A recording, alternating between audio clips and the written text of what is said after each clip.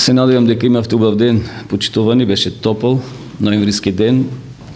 Како што спомнав пред 7 дена, се сеќавате во сабота вечер што спомнав, дека ќе име добра недела, добра седмица. Еве, навистина Бог ни даде добра седмица, топли денови, да можевме редовно да ги посетуваме овие предавања, а јутре ќе имаме добар ден, така да ве поканувам и јутре да планирате, бидејќи овде ќе имаме 2 предавања, едно вонредно, предпладне, во 10:30, јутре навечер во 18 часот ќе ја заокружиме ова серија од 9 предавања.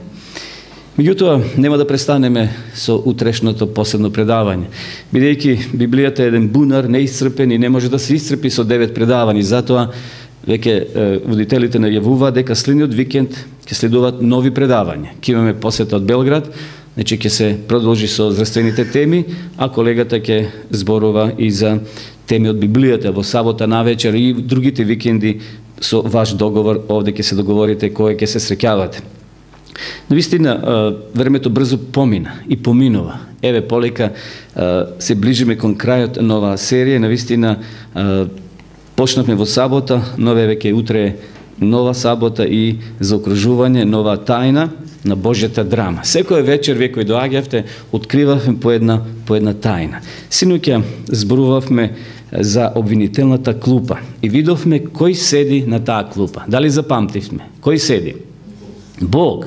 Бог е седнат наместо тебе и мене. Сатаната не обвинува нас. Тој доаѓа со полна документација и со исправни документи дека ние сме грешиле и тој ќе не обвини. Меѓутоа, сите оние кои се покаяле, сите оние кои го прифатиле Христа со вера, Исус им простил, зашто Христос и умрел на Голгота, на Голготскиот крст за грешните, не за праведните. И така да рековме дека сатаната е луд, тој е бесен на Божиот план за откуп на човештвото, но затоа, како што вели текстот во Јован 3:16, на Бога толку му омиле светот, што го даде својот син, единороден, и секој кој ќе поверува во него, нема да загине, туку ќе има вечен живот. Вечерва пред нас е нова тема, нова тајна, што заеднички ќе ја откриеме врз основа на Библијата. Секој вечер вие сте сведоци, ние ја отваравме Библијата, читавме од неа, сите пораки ги црпевме од оваа света книга, Библијата, и верувам дека имате, ако ја немате, да ја набавите и да биде на почесно место ставена во вашиот дом. Бог не создал, почитувани, со цел да не остави сами. Рековме во првото предавање, кога Бог го создал првиот човек, Адам и Ева, ги поставил во Едемската градина, да ја негуваат, да ја чуваат. Но човекот паднал и погрешил. Но подоцна видовме дека тој план од 1 Мојсеева 3:15, дека ќе се роди од семето женино, ќе се роди човек кој ќе стапне на главата на таа змија. И тоа се случило пред 2000 години, кога Исус Христос дошол на оваа земја, на Голготскиот крст, потоа умрел таму секако, бил раснат, воскреснал и во третиот ден се вознел кај својот Отец. И синоќа читавме, на која страна седнал Исус? Од левата или од десната? Од десната страна, кај својот Отец, кај Бог. Денеска на небото се одржува, како што синоќа спомнавме, судски процес кој трае стотици години. Иако, посред повеќе тие судски процеси, но оној што нас не многу тенгира, почнало од 1844 година. Тоа е едно посебно предавање и се надевам со колегата ќе го имати тоа предавање, кога почнал точно според пророштвата тој небесен суд. Според Данило 8:14, тој суд почнал 1844 година. И денеска тој процес е во тек, вели Библијата. И затоа е многу важно ние да дојдеме кај Христа денеска, да се покаеме, да поверуваме и да тргнеме по еден нов пат. Можеме да се запрашаме, почитувани, додека ние живееме на оваа земја, што се работи горе? Рековме, синоќа, уште еднаш ќе се повторам, се испитува Божјиот карактер. Бог е ставен на таа обвинителна клупа, зашто сатаната го оптужува, зашто тој вели, ова земја е моја, јас ја освоив преку Адам и Ева. Меѓутоа, Бог вели, чекај, тие се покаја, тие ме прифатија мене за спасител. Така да денеска Бог очекува од тебе и мене. Додека се води тој судски процес на оваа земја, ние како жители чекаме во таа вселенска чекална. Ајде вечера малце да зборуваме за таа вселенска чекална. Што треба да правиме додека чекаме? Навистина, не е лесно да се чека. Во нашиот живот постојат нешто што можеби придонесуваат за нашите тешкоти, за нашите маки, за нашите искушенија. Меѓутоа, треба да бидеме чврсти, упорни и верни. Еве, еден мисионер, може да спомнеме, се враќал од Америка. Но претходно да го прочитаме овој текст. Бидејќи се јави Божјата благодат, спасителна за сите луѓе, таа не учи да ги отфрлиме нечестноста и похотите од овој свет, честно, праведно и побожно да поживееме во овој век, да чекаме да се исполни блажената надеж и да се јави славата на великиот Бог и Спасител нашиот Исус Христос. Значи, ние сме почитувани на оваа земја, но треба да бидеме стрпливи. И овој пример сега што ви го најавив, еден човек се враќал од Америка, бил мисионер. Целиот свој живот го поминал таму. Неговата сопруга починала. Неговите деца ги погребал во Африка. И сега се враќа со брод и пристигнал на едно американско пристаниште. Дознал дека во истиот брод се вози, односно патувал и председателот на Соединетите американски држави. Председателот, се вели во овој пример, бил дочекан со голема пратња. Многу луѓе дошле на брегот да го пречекат, му аплаудирале, дошла делегација, посебен автомобил и го одвезеле дома. Кога председателот со својата пратња заминал, тогаш им било дозволено и на останатите луѓе да заминат, односно да се симнат од бродот. И тогаш од бродот симнал нашиот стар мисионер. Погледнал околу себе, никој немало да го пречека, да му посака добре дојде после десетици години поминати во Африка. Отишол до првата гостилница, ја побарал наивтената соба во која требало да преноќе, бидејќи утре дента требало да го продолжи својот пат до дома. Кога влегол во таа скромна соба, ги оставил куферите на подот, клекнал на колена и упатил молитва кон Бога. Го прашал Бога: Боже, дали можеш да ми објасниш нешто? Работев цел живот. Во Африка ги закопав жената и децата. Сега се враќам сам. Правев се да ги упатам луѓето кон тебе, а сега се враќам дома. Никој мене не ме дочека. Никој не ме фати за рака и не ми кажа: си направил добра работа. Боже, јас не ти се жалам, но само некои работи не ги разбирам. Понатаму во овој пример стои запишено и вели: во истиот тој миг, кога мисионерот рекол амин, почувствувал како некој го допира со рака по неговото рамо. Слушнал тивок одговор на својата молитва. Слушнал зборови: сине мој, ти се уште не си стигнал дома. Кога конечно ќе стигнеш дома, тогаш ќе видиш каков дочек ќе ти организирам. Ти се уште не си пристигнал дома. Почитувани браќа и сестри, драги пријатели, ние се уште не сме стигнале дома. Ние се уште се наоѓаме во таа вселенска чекална и треба да бидеме упорни чекатели. Исус нема да не заборави. Исус нема да не заборави. Сатаната не обтужува.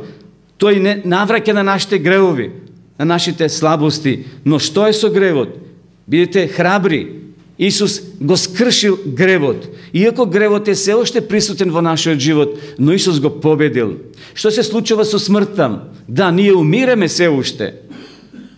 Сенката на смртта се уште леди над нас, но наскоро и на смртта ќе дојде крајот. Што е со државјанството? Ние сме добиле небесно државјанство. Само наскоро треба да го тоа во пракса спроведеме. Значи, ние имаме небесно државјанство. А што е со присудата?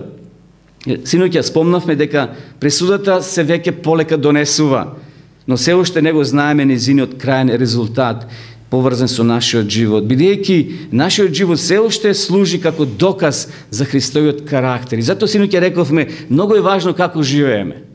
Бидејќи на Бога му се суди на судот, не нам, но таму ќе биде ставен на суд и Божјот карактер. Дали доволно Исус сторил за нас?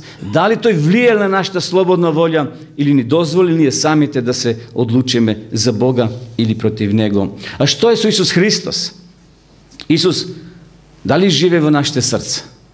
Исус преку Светиот Дух, преку нашата совест сака да живее со нас. Исус физички не е на оваа земја, тој се вратил физички, но со Духот Негов, односно со Светиот Дух, тој сака да биде со нас.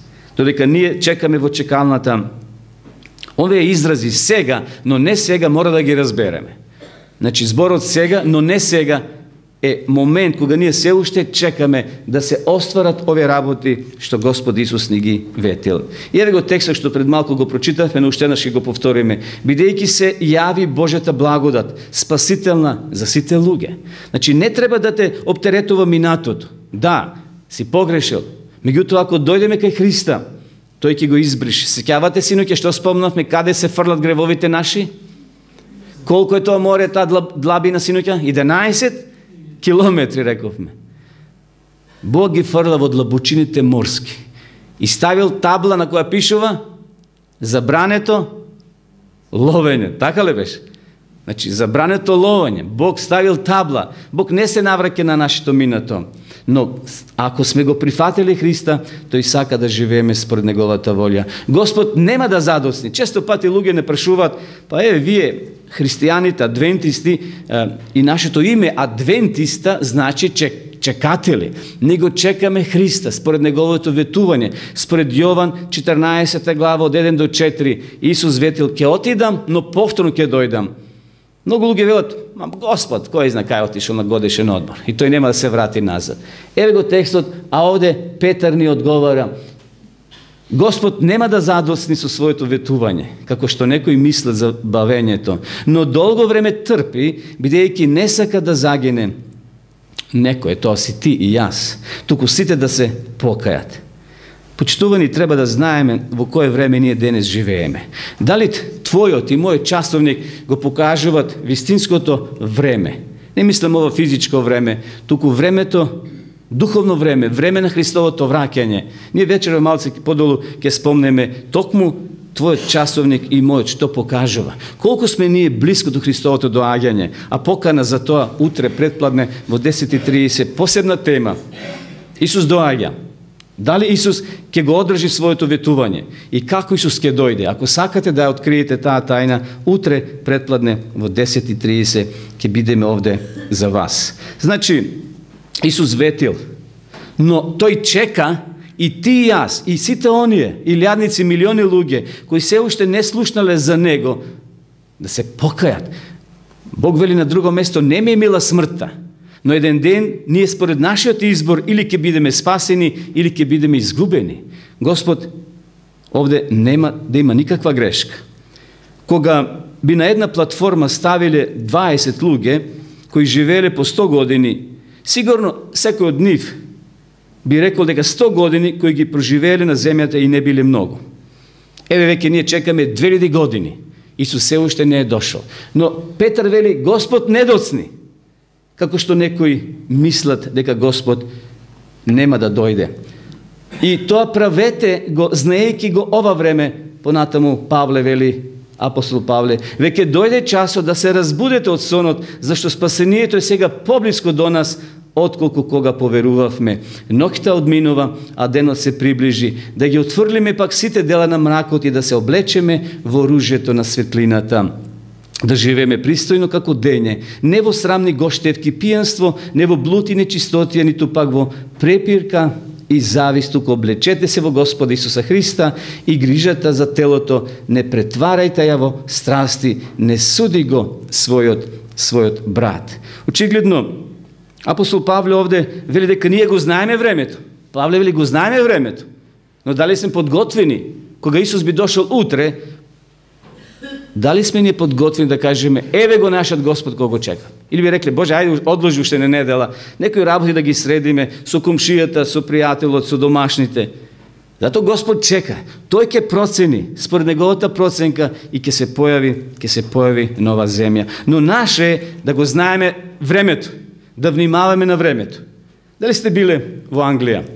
Дали сте го посетиле овој часовник во Лондон. Сите туристи, јас сум имал прилика еднаш да бидам и да го видам тој голем часовник, гордост на англичаните. Сите туристи сака да го видат овој часовник, Биг Бен. Се наоѓа на парламентот озгора. Тоа звоно всушност е тешко, знаете колку? 13,5 тона. Значи, ова е 13,5 тона. Поврзано е со часовен механизам тежок 5 тона. На врвот има 4 часовници, чии стрелки го подвижуваат тоа големо звоно и системот кој содржи помали звона. Во 1859 година, кога кулата била завршена и тоа звоно било поставено. Таа година тоа звоно било прогласено за најпрецизен часовник во светот. Таа титула ја задржал се додека не бил пронајден така наречен атомски часовник. Атомскиот часовник го одредува точното време со помош на радиофреквенции. Научниците во тоа време, или подосна, откриле дека точното време на овај часовник бил пореметен. Всушност, 1 секунда доцнел на секој 20 години. Од тој миг, кога научниците открили дека Биг Бен брза 1 секунда, повеќе никој не можел да каже дека овој часовник е најточниот часовник на светот. И во тоа време доаѓале луѓе пред парламентот и давале практични предлози за решавање на тој проблем. Како да се надмине 1 секунда во 20 години, како да се наштелува. И еден научник предложил практичен предлог да се залепи на клатното. Клатно се вели, така? Она што го подвижува часовникот, една кована железна паричка од 1 пени, да би часовникот покажувал точно време. И парламентот гласал и изгласале да се 1 пени стави на тоа клатно и навистина повторно овој часовник покажувал точно време. Почитувани, што Бог треба да направи да би твојот и мојот часовник покажувал вистинско време?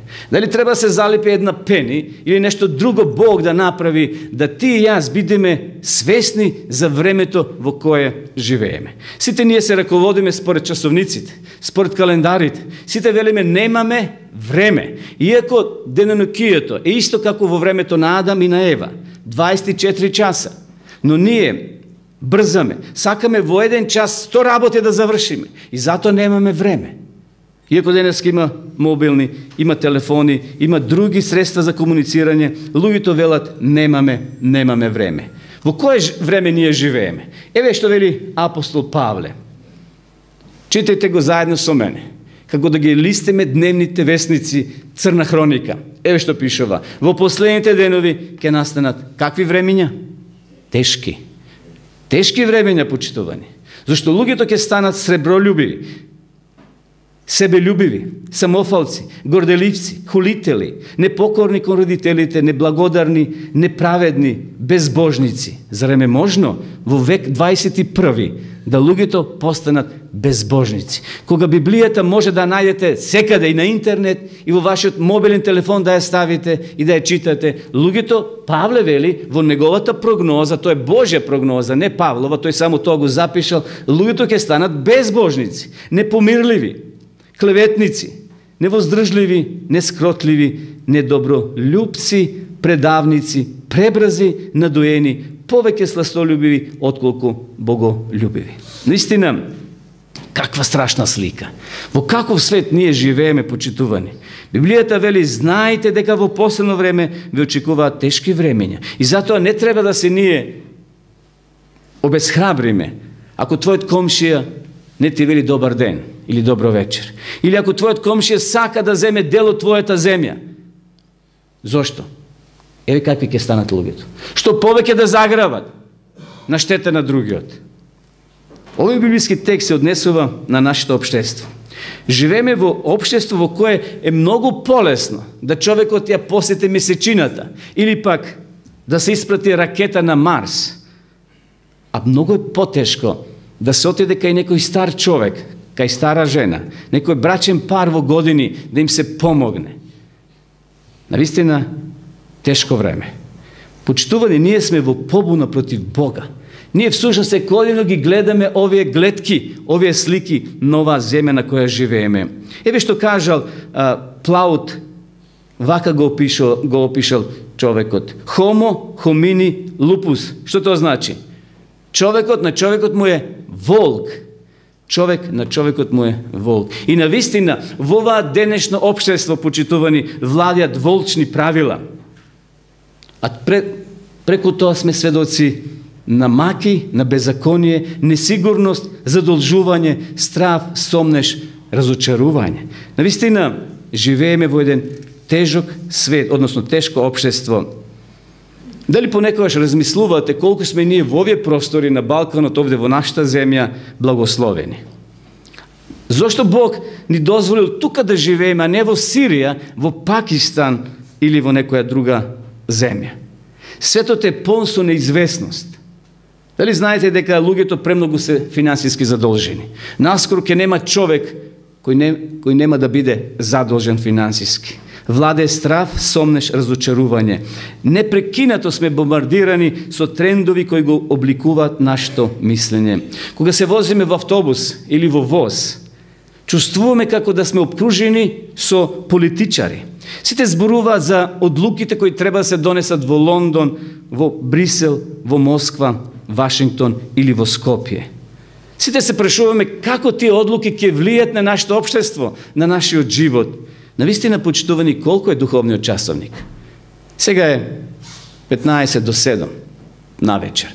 Но колку е Божиот часовник, духовниот часовник? Дали се ближиме брзо до крајот, кон завршницата на овој свет? Колку е часовникот во вашиот живот? Били Козби, еве што кажал, времето лета. Навистина, рековме и на почетокот, брзо помина овие 7 дена. Денеска 7 ден како се дружиме. Времето лета. Тој во својата книга, еве што напишал. Кога мојот татко наполни 50 години, примитив дека чудно се однесува. Мојот татко ми рече дека околу половината има 2 ремена, каиша, и дека едниот му е под кожата. Тоа никако тој не го сакал, па тој втор ремен го нарекол ремен на омраза. Чувствувал околу половината, посебно на грбот, како да има терет. Како се вели тоа, ишијас, разни болки имал човекот во своето тело. Чувствувал околу половината, посебно на грбот, како да има терет. Кога се наведнувал, толку викал, што јас вели станував да му помогнам. И слухот му се поремети. Залудно викав и се дерев, но тој не слушаше она што му го кажував. Стана и сенилен. Јас одлучив, кога ќе остарам, нема да бидам таков. Но јас наполнив 50 години. И слушайте сега што тој вели. И кај мене околу половината ми се создадува пиштоли. Значи го боцкало нешто во телото. Иако јас чврсто одлучив да не викам од болки, со големи болки ги извршува своите обврски. А мојот вид, после кратко време не можев да ги читам дневните вестници. Зато отидов кај очниот лекар кој ми даде трифокални наочари со 3 стакла. Почитувани, можеме само да го замислиме, почитуваниот Бил, како се мачи со своите проблеми. А дали и ние ги имаме по некои од овие проблеми? Ги имаме. Секој од нас има некоја болка. Дали во грбот, дали во крстот, дали на друго место во телото. Навистина, времето брзо одминува. 50, 60, 80, па и 100 години да се... Времето одминува. Но Господ не ги дава тие години да искусиме Божјата благодат, да искусиме Божјата милост. Тој сака да ни покаже дека не сака. И затоа, како го користиме денот, животот наш? Дали со Бога или оптеретени со проблеми, со неволи и со искушенија? Всушност, кој е нашиот правец? Како се ние движиме? Во кој правец се движи твојот и мојот живот? Некој рекол, некои луѓе велат дека имат најголема катастрофа во својот живот, кога првата половина од животот ја користат да би опропастиле втората половина. И ние самите треба да се запрашаме, почитувани, каде сме денеска? Каде сме денеска? Кој е нашиот животен пат? Каде е насочен твојот и мојот живот? Една бразилска поговорка, еве што вели. Ако свртиш грб на сонцето, ќе ја видиш само својата сенка. Дали е точно тоа? Точно е. Значи, ако ние се свртиме со грбот према сонцето, само ќе видиме својата сенка. Колку често во денешното општество ние како луѓе гледаме повеќе сенки отколку да гледаме во изворот на светлоста. Ајде вечерва да одлучиме да се свртиме кон изворот на светлоста, да се свртиме кон Христа. Исус е тоа сонце во Библијата. Тој сака да го осветли твојот живот. И знаете, во подрумот кога ќе се осветли со сонце или со батерија, што ќе приметиме внатре? Валканост, паужини. И ние имаме духовни паужини во нашето срце, во нашиот живот. Но Христос сака да не осветли и тоа да го очисти. Да не ја гледаме својата сенка, туку да гледаме во Христа Спасителот. Библијата вели дека иднината, барем во скорешна иднина, ќе има се повеќе проблеми, ќе има се повеќе кризи, промени, страф, равнодушност, библиска неписменост, старост и Бог. Вистина, чудно е во ова модерно време, кога техниката секојдневно се усовршува, кога наскоро роботите ќе ги преземат многу од работите, се уште човекот да има проблеми со своето здравје, се уште да има кризни подрачја во светот. И навистина, спомнавме пред некоја вечер, ја видовте на фотографија на Обединетите нации, која сета има клима и прозорци не се отварат во таа голема зграда, но Исус тропа, Исус чука и сака и таму да влезе и да донесе мир, зашто луѓето се немокни со топови, со пушки и со војници да воспостават мир. Постои едно семејство кое секоја сабота навечер, после заоѓање на сонцето, после завршувањето на саботата, заедно се молат и пеат христијански песни. Тие својот живот го предават во Христови раце, зашто цела седмица е пред нив и не знаат што ќе се случи, но тие велат: Боже, ти точно знаеш што ќе се случи утре, во понеделник, среда, петок или сабота. И затоа, Боже, имаме доверба во Тебе, се доверуваме во Тебе како семејство и како поединци, ги предаваме нашите животи во Твоите раце. Води не наредната седмица. Тоа е вистинското христијанство. И ние како христијани не ја знаеме иднината, не знаеме ни утрешниот ден, но како ова семејство се предават во Божји раце, Бог да ги води. За нас многу е поприродно да се занимаваме со иднината, затоа што поголем дел од својот живот ќе го поминеме во неа. Но гледате, овој човек што прави? Каде му е главата? Тој е закопан во песокот. Зошто ние како Нојот да ја ставаме главата во песок? Ајде да излеземе надвор. Ајде да отвориме својата глава, односно своите очи и да гледаме со доверба во иднината. Зашто Господ ја знае. Господ го знае почетокот и крајот. Но што треба да очекуваме во скорешна иднина почитување? Ајде вечерва да ја контактираме Библијата и да читаме во Матеј 24. Ако сакате да ги знаете настаните, кои биле, кои се и кои ќе бидат, читајте ова книга во Матеј 24. Еве што пишува. Зашто ќе се крене народ против народ и царство против царство и на места ќе има глад, помор и потреси. Бог преку Библијата не сака да не уплаши. Бог не сака да земеме сега едно пенкало и да ги причкртаме сите текстови кои се страшни. Не е тоа Божја намера. Него Бог сака да не предупреди. Тој сака да не предупреди на време. Дали знаете кој е најголемото проклество на денешнината? Тоа е вооружување на многу држави. Немаат за храна за своите жители, а тие купуваат оружје, дури и боеви глави. Колку пари се вложува во вооружување на секоја држава. Со своето оружје ние всушност ја уништуваме својата раса, а Библијата вели и на места ќе има глад, помор и потреси. Библијата тврди дека земјата ќе погоди епидемија на глад. И навистина, додека ние вечерва ќе вечераме, се надеваме, и имаме што да јадеме, јутре да појадеме, многу луѓе ќе легнат без храна. Многу деца ќе станат утре без храна и целиот ден ќе го поминат во гладување. Благодариме на Господа што ние сме на ова подрачје, што се уште имаме доволно храна за секојдневна прехрана. Библијата, почитувани на многу пластичен начин, го опишува времето во кое со големи чекори навлегуваме. Еве го текстот. и ќе има знаци на сонцето и на месечината и на звездите, а на земјата тага кај народите од неизвестноста. Внимавајте да што пишува неизвестност. Тоа е најтешко нешто. Ајде се случил земјотрес, готово е. Ама неизвестност, очекува што ќе биде. И од бучењето на морето, и од брановите, луѓето ќе умираат од страв, и од исчекување на она што ќе го снајде светот, зашто и силите небесни ќе бидат разнишани. Бог се уште ја одржува вселената. Бог се уште ги држи конците. Пишува таму во последната книга Откровение, ангелите Господови стојат на 4 страни на светот и се уште ги држат. Тие ветриштата се символ на раздолни земјотреси, на неволи, на маки, на бури и на се оно што е лошо. Сатаната сака да го искаже целиот свој бес, но Бог се уште ги контролира работите и ќе ги контролира до крај. Но за тоа време Бог очекува твоето срце и моето. Твоята слободна волја да донесе одлука дека Господ Исус Христос ќе биде наш спасител и водач. Знаете, ќе дојде време кога Господ малце ќе се повлече.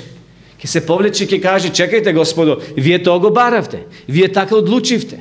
Сеќавате што спомнавме пред некоја вечер, кога Бог ја повлекол својата заштита во пустињата, кога Моисеј заедно со еврејскиот народ патувале 40 години. Во една прилика тие почнале да викаат против Бога. Бог вели: добро, јас ќе се повлечам. И дошле змии и почна да ги каснуваат израелците. И многу луѓе умреле во таа пустиња. Додека ние денеска, почитувани, чекаме во таа вселенска чекална, Бог сака да донесеме одлука, да го следиме, да не одложуваме за некое утре. Утрешниот ден не постои. Секогаш е денешен ден. Утрешниот ден не е нас. Во иднина можеме да очекуваме, на жалост, и равнодушност. Значи, многу луѓе ќе бидат равнодушни, а тоа е најтешко и најлошо. Библијата вели: о да си жежок или студен. А кога е нешто млако, равнодушност, нити лево си, нити десно, нити лево. Еве што се случило во времето на Ное. Матеј го запишал: но како што беше во деновите на Ное, така ќе биде и при доаѓањето на Синот човечки. Читајте во 1 Мојсеева 5, 6 глава, 7 глава, ќе видите што било во времето на Ное. Луѓето толку се израсипале, толку отишле од Бога далеку, што Бог, рековме пред некој вечер, решил да ја измие земјата, да ја очисти. И Матеј вели: така ќе биде и при доаѓањето на Синот човечки. Зашто, како што во деновите пред потопот јадеа и пиеа, се женеа и се мажеа до оној ден кога Ное влезе во ковчегот и не сватија. Што значи зборот сватија? Не осетија, не почувствува, не разбра. Иако Ное 120 години ја најавуваше таа катаклизма, вели не сватија дека не дојде потопот и истреби се. Така ќе биде и доаѓањето на Синот човечки. Овде Исус предупредува: ако одлучиме да одиме по својот пат, сигурно нема да приметиме што се случува околу нас. Нема да ги приметиме знаците, но јас вечерва барам од вас, односно Бог бара од нас, да ги нашите часовници наштелуваме на време, да покажува точно време во кое живееме, за да не бидеме утре изненадени. Да знаеме колку е часот, да знаеме каде одиме. Која е нашата задача всушност? Знаете, не е проблем што вели Матеј јадени, пиени, женени. Не. Бог рекол: раѓате си, множете си, женете се, од Бога е благослов, па и храната е дадена. Адам и Ева добиле благослов од Бога. Не е проблем, значи, во јадењето и во пиењето. Проблемот е во тоа што, на жалост, денеска не се почитуваат основните правила. Кога гледаме околу нас што се случува, кога знаеме колку е часот, тогаш треба да ја знаеме и својата задача. Бог во времето на Ное одлучил да ја измие земјата, но во последно време нема да ја мие со вода, туку ќе ја со оган, вели Библија. Тоа не е се застрашување, тоа е библиска вистина и јас сум должен да ви ја кажам вечерва, дека кога Христос ќе дојде, пред неговото доаѓање, ќе се случи огнена катаклизма и Бог ова земја ќе ја очисти, како што во медицината порано сите тие алатки што се правија? Дезинфекција се вршише, дури во оган се прочистуваа работи. Исус сака преку оган да ја прочисти оваа земја од гревот и сите оние кои останале на страна на гревот.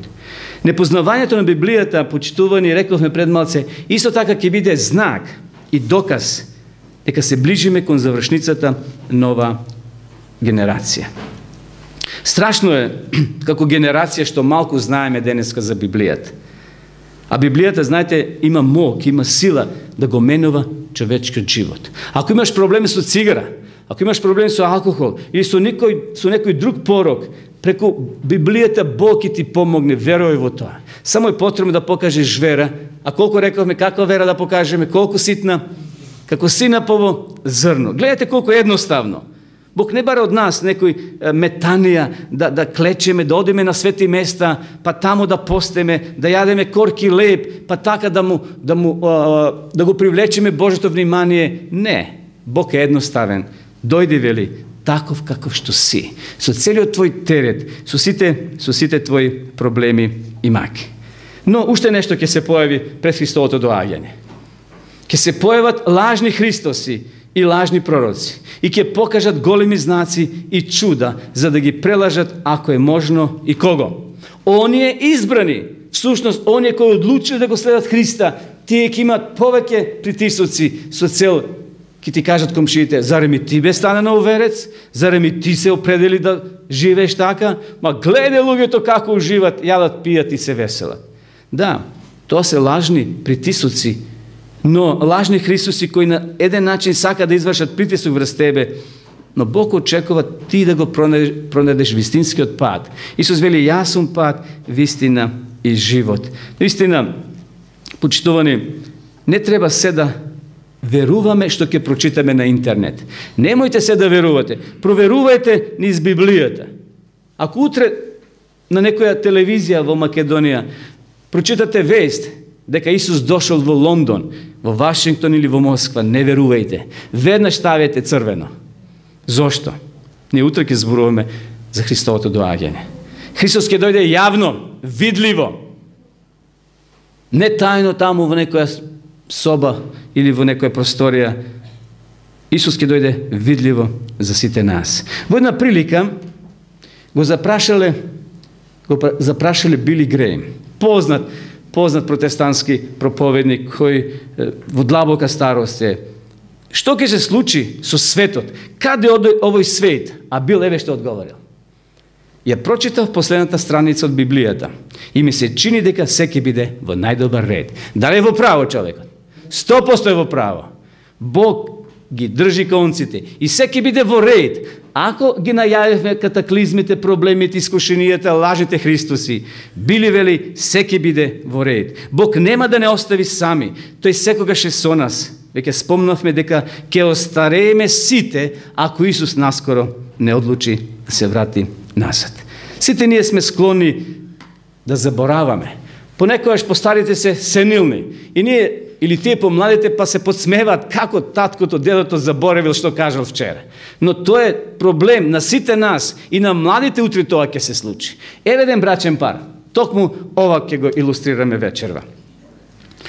Живееле во брак 55 години. Седеле на терасата и разговарале. Тогаш мажот и рекол на својата сопруга: "Драга, ми се јаде нешто сладко. Може би сладолед. Сакаш да ти купам и на тебе?" "Секако, драги. Знаеш дека на мене омилен ми е сладоледот од ванила. Но пред да одиш во продавница, те молам, запиши, оти ти забораваш. Запиши што треба да купиш. Те молам, запиши. Драга, па зар се сомневаш во мене? Од секогаш најмногу сакаш сладолед од ванила. Добро, но ако можеш, земи и прелив со чоколада. Секако. Но те молам, запиши, бидејќи сигурно ќе заборавиш." "Како би заборавил, драга? Сладолед, еве памтам, сладолед со ванила и прелив со чоколада. Но кога веќе одиш, драги, дали можеш да ми купиш и шлак?" И шлак. Тоа ќе биде совршена комбинација. Важи сладолед од ванила, прелив со чоколадо и шлак. Еве, полетувам и ти носам. И човекот излегол низ врата и отишол во продавница. Драги, врати се, сепак запиши. Не треба да запишувам, сега ќе ти повторам се. Но кога веќе одиш, те молам, купи ми и јагоди, зашто сакам да ставам и јагоди врз сладоледот. Значи, нема проблем. Сладолед од ванила, прелив со чоколада, шлак и јагоди. Еве, веднаш се враќам. Мажот отишол во продавница и кога се вратил, влегол во кујната, го немало половина час. Во кујната правил оно што му било порачено. И ја носи тасната пред својата сопруга и вели: драга, еве ти купив она што порача. Се е готово. Сега може да јадиме. Го приготвив она што ти најмногу го сакаш. Сендвич со пилешки гради. Жената погледнала малце луто, но малце иронично во сендвичот, а потоа го подигнала гласот и рекла: драги, убаво ти реков да запишеш. Еве си заборавил сенф. Почитувани, ако Исус не се врати, сите ќе бидеме во слична ситуација. Сите ќе бидеме во слична ситуација. Сите ќе го дочекаме процесот на старење. А кој е тогаш нашата обврска додека чекаме? Да запишеме, односно да прочитаме каде? Тука каде што е запишано. Библијата не заборава. И затоа Бог вели, треба да се запише. За поука. Пишува еден текст, вели, се што се напиша, за чие поука се напиша? За наша. Исус, ако не се врати, ќе бидеме во слична ситуација. Но, еве, при крај на вечерашното размислување, ќе споменеме 3 важни задачи. Број 1. Нашата прва задача е врска со Бога. Вертикална, веќе спомнавме. Значи, по пат на молитва, Бог и секогаш е во врска со нас. Односно, за Бога не постојат проблеми. Да неговата конекција биде секогаш воспоставена со тебе и со мене. Втора задача е врската со луѓето. А третата е врската со она што не обкружува, со Божите созданија. Еве ќе тргнеме од третата врска. Како се однесуваме, почитувани, ние кон она што не обкружува денеска? Зарем не е фантастично, како што спомнавме во првото предавање, Бог создал прекрасни услови за Адам и Ева. Тие да живеат и да управуваат. Значи, ги спомнавме тие 3 работи. Однос со Бога, однос со луѓето, однос со природата. Бог вели во 1 Мојсеева 2:15: и го зеде Господ Бог човекот кога го создаде и го насели во Едемската градина за да ја обработува и да ја чува. Прекрасно место за прекрасни луѓе. Дали ние ги чуваме Божите созданија? Зарем денеска не сме очевидци кај што се повеќе и повеќе од предпоставените во владите на државите се зборува да ја чуваме околината. Знаете денеска Кавадарци колку имаше проценти на дозволеното? Јас озгора утрово видов од Силекс од одна страна како некој облак беше над Кавадарци. Тој облак сигурно не е нешто за добро. Значи не само Кавадарци, многу градови, многу села се загадени, луѓето не ја чуват околината. Бог вели: одржувајте ја, чувајте ја. Кога би знаеле колку пари на другата страна од нашата планета, само за една израелска чаша вода би дале пари. Знаете колку пари е водата, колку чини? Наскоро ќе има војни за вода, зашто луѓето ќе немаат вода во своите земји. А Бог еве ни дал чиста питка вода, но луѓето ја загадуваат од нивната себичност. Од нивната себичност. Второ прашање, како се однесуваме кон луѓето? Нашето однесување, додека чекаме во таа вселенска чекална, ќе ја одреди дали нашиот живот може да послужи на Бога како доказ на Божјата чистота на нашиот карактер. Ние треба да чекаме, но нашиот однос со луѓето, ако не е расчистен, треба навистина тоа да се расчисти. Еве еден пример. Ако пак тој слуга е лош и си рече во срцето свое: Господарот мој уште за долго време нема да дојде, па почне да ги тепа другарите своји и да јаде и да пие со пијаниците, Господарот на тој слуга ќе дојде во еден ден кога тој не очекува и во час што не го знае и ќе го расече на две и ќе му даде удел со лицемерите. Таму ќе биде плач и крцкање со заби. Наистина, Овој слуга не е Исус Христос. Овој лошиот слуга. Лошиот слуга е оној кој не знае правилно и човечки да се однесува со своите вработени, со своите соработници. Еве што прави тој. Како ние се однесуваме со нашите околу нас? Мартин Лутер Кинг еднаш еве што кажал. Жената, вели, ми е најблизок пријател, бидејќи Бог е создал да биде поред мене. Во чекалната, додека ние чекаме, еве, оваа слика е символично чекална, кај што луѓето чекаат.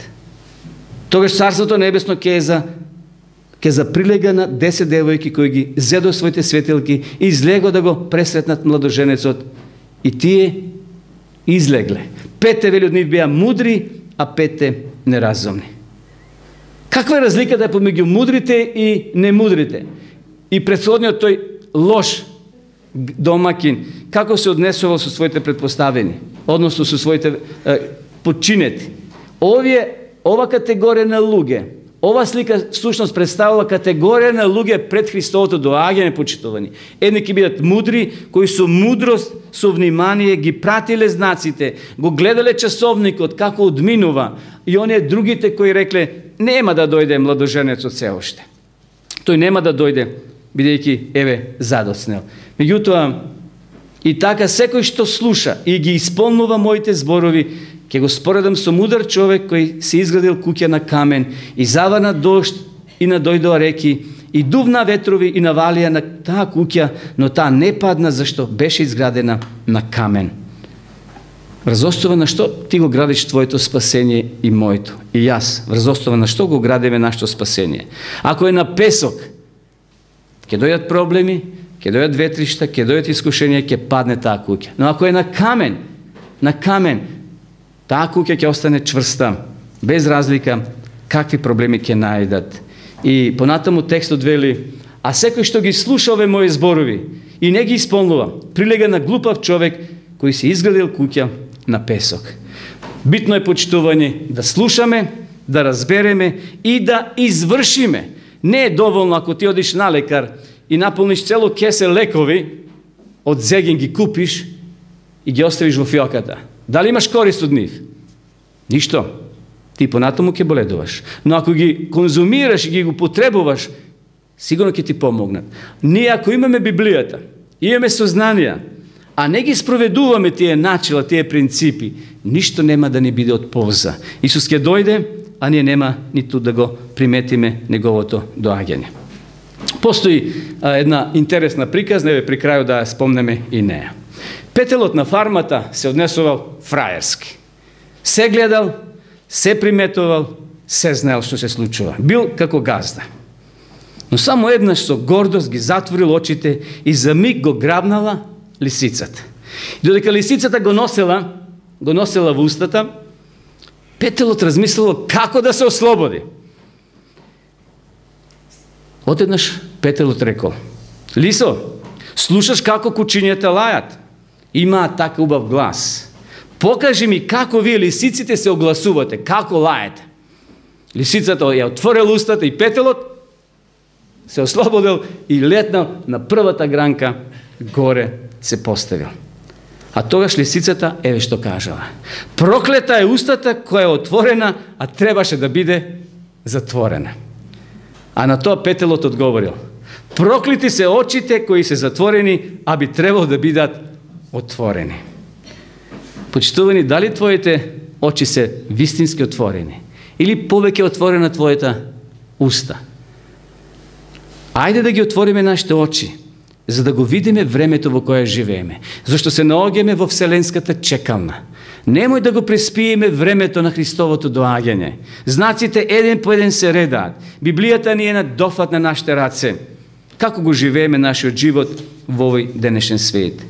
Што работиме со она што сме го добиле? Исус раскажал приказка со дарови, или така наречени таленти. Еден слуга добил 5, другиот добил 2 и едниот, третиот добил 1. Според своите можности и способности.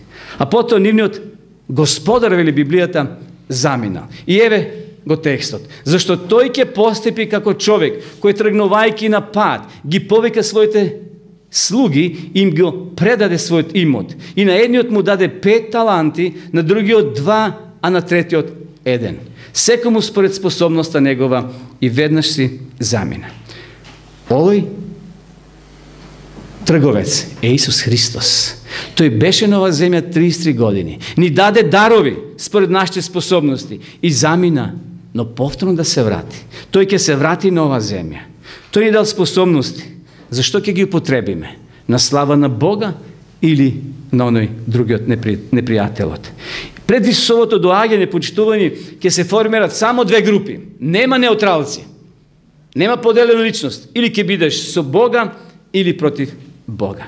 И навистина, ова ќе биде важно за последното време. А кога ќе дојде Синот човечки во својата слава и сите свети ангели со него, тогаш ќе седне на престолот на својата слава и ќе се соберат пред него сите народи, па ќе ги оддели, едни од други, како што пастирот ги одделува овците од козите. Ова ќе биде многу важно на последниот суд. Не оно што сме го кажале туку, делата кои сме ги направиле. Еден пастор бил сам, супругата отишла на работа, жена му сготвила јадење и имал супа во фрижидерот.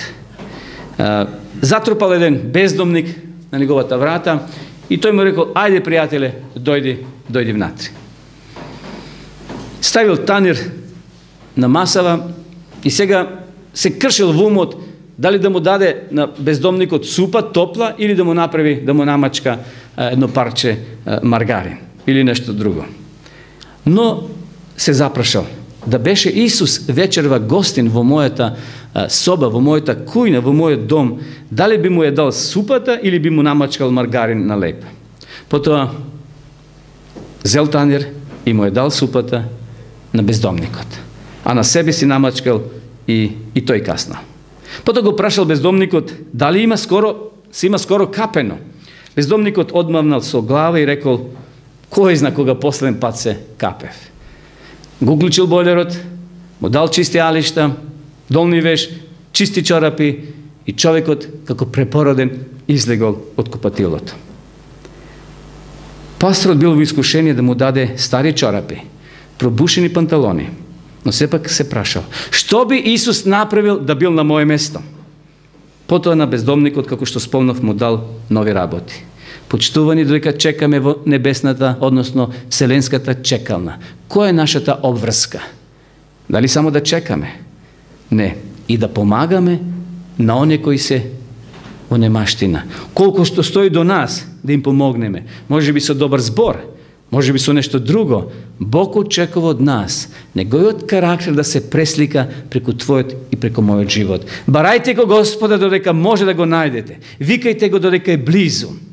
Небесниот нека го остави, нечестниот, нека го остави патот свој и беззаконникот помислите своји и нека се обрати кон Господ, нашиот Бог.